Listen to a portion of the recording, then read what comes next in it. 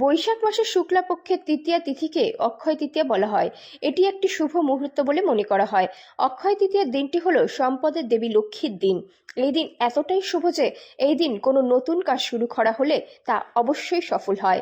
অক্ষয় তৃতীয়া হিন্দু ধর্মের অন্যতম শুভ উৎসব।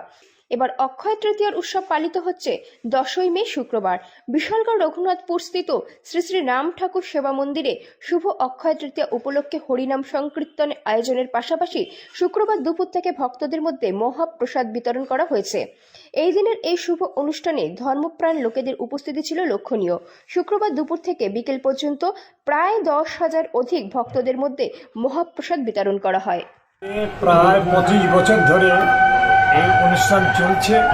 কলেবর গত 25 বছরে উত্তরোত্তর বৃদ্ধি পাচ্ছে। সমবেতভাবে সকলের সহযোগিতায় এই বিরাট আনন্দ যজ্ঞের আয়োজন এবং সকলের সহযোগিতায় এরা সনাতন হবে আজ রাতে।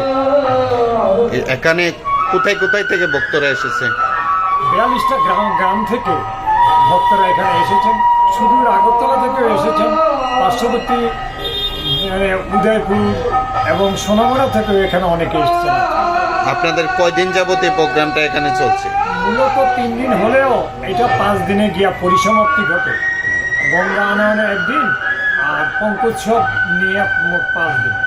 মানে মূলত অক্ষয় তৃতীয়া উপলক্ষে এই প্রোগ্রামটা হয়ে যাবে। এটা কোন জায়গাতে হচ্ছে প্রোগ্রামটা?